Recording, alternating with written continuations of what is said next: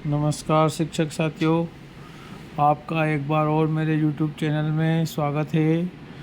मेरे पास कई शिक्षक साथियों के फ़ोन आ रहे हैं कि सर कक्षा तीसरी का जो वार्षिक परीक्षा परिणाम है उसको तैयार करने के लिए हम कैसे क्या तैयार करेंगे, क्योंकि उनको पहले FLN के द्वारा अपने को FLN आधारित उनका शिक्षण कार्य कराया गया था, लेकिन अब चूँकि वार्षिक परीक्षा में भी उनके पेपर हुए हैं, अतः इसलिए आप देखिए कोई ज़्यादा चेंज उसमें हुआ नहीं है। आपको मैं स्क्रीन पे बता सकता हूँ कि यहाँ पर देखिए जो आपको मासिक मूल्यांकन 40 अंकों के देना थे उसमें FLN के आधार पर बताया गया है। छात्र का नाम आपको ये फॉर्मेट बाज़ार में उपलब्ध है, वहाँ मिल जाएगा।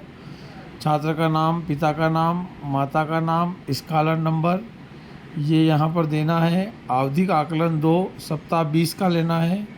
कक्षा तीसरी में गणित विषय के लिए पूर्णांक 4 होगा। कॉलम क्रमांक 1 3 अंक में से, कॉलम क्रमांक 2 3 अंक में से, कॉलम क्रमांक 3 वह भी 3 अंक का रहेगा, और कॉलम क्रमांक 4 वह भी 3 अंक का रहेगा। कॉलम क्रमांक 5 जो है 4 अंकों का रहेगा। कॉलम क्रमांक 6 4 अंकों का रहेगा। कॉलम क्रमांक 7 4 अंकों का रहेगा।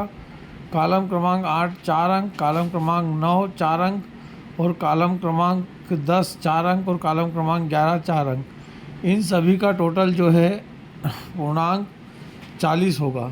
तो गणित के लिए ये जो आपके साप्ताहिक आप नहीं ले पाए थे मूल्यांकन, मासिक मूल्यांकन नहीं ले पाए थे, तो इस प्रकार आपको 20वां सप्ताह से बालकों के ये 40 अंक देना है।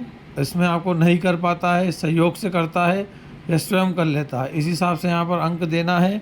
और जो टोटल आए वो आपको यहाँ पर अपने रिजल्ट शीट में यहाँ पर अंकित करना है। उसी प्रकार आपको विषय हिंदी के लिए भी दे रखा है। कॉलम क्रमांक 1 5 नंबर का है। कॉलम क्रमांक 2 5 अंकों का है। कॉलम क्रमांक 3 5 अंकों का है। कॉलम क्रमांक 4 5 अंकों का है। कॉलम क्रमांक 5 भी 5 अंकों का है। कॉलम क्रमांक 6 5 अंकों का है। कॉलम क्रमांक 7 4 अंकों का है। कॉलम क्रमांक 8 3 अंकों का है। कॉलम क्रमांक 8 3 अंकों का है। इस प्रकार गणित के भी ये 40 अंक होंगे, और आपको इन 5 अंकों में से 3 प्रकार से आपको छात्रों को नंबर देना है। नहीं कर पाता है, सहयोग से करता है या स्वयं कर लेता है। जो आपने FLN आधारित आकलन सीखा था उसी प्रकार आप इसमें से नंबर दे सकते हैं। थोड़ी देर के लिए मान लीजिए कि 5 अंक में से नहीं कर पाता है, तो आप वहाँ पर यह अंक उसको दे सकते हैं, 2 या 0 या जैसा भी सहयोग से करता है, 1 0 1 या 3 जो भी आप इसको अंक दे सकते हैं। FLN में अपन यहाँ पर अंकों में उसको विभाजित कर सकते हैं। उसी प्रकार पर्यावरण के लिए भी दे रखा है। कॉलम क्रमांक 1 5 नंबर, कॉलम क्रमांक 2 5 नंबर, कॉलम क्रमांक 3 5 नंबर, कॉलम क्रमांक 4 5 अंक। इस प्रकार ये भी इनको सारों को आप जब टोटल लगाएंगे, और यहाँ पर ये दिख रहा है कि जो कॉलम क्रमांक नहीं है उनको थोड़ा सा डार्क कर दिया गया है। इस प्रकार आप चारों विषयों के पूर्णांक 40 के यहाँ पर ले सकते हैं। अंग्रेजी के भी दे रखे हैं। अंग्रेजी के जो है 5 8 8 नंबर के हैं, और कॉलम क्रमांक 5 तक ही लेना है। जब आप ये सीट भर लेते हैं, इस सीट को भरने के बाद आपको अपनी रिजल्ट शीट में वही सारे सामान्य कॉलम हैं वो देना है। केवल आपको ये जो कि अर्धवार्षिक मूल्यांकन जो बच्चों का यहाँ पर नहीं हुआ था वो आपको यहाँ पर 40 अंकों का यहाँ पर देना है। तो इस प्रकार आप कक्षा तीसरी में ये 40 नंबर अर्धवार्षिक के इस प्रकार देकर यहाँ पर आप दे सकते हैं। और उसी प्रकार वार्षिक मूल्यांकन के लिए आपको यहाँ पर 60 अंकों का वार्षिक मूल्यांकन हुआ है।